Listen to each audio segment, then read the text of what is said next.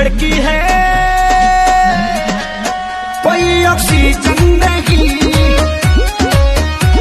तू लड़की है कोई ऑक्सीजन नहीं, ऑक्सीजन नहीं।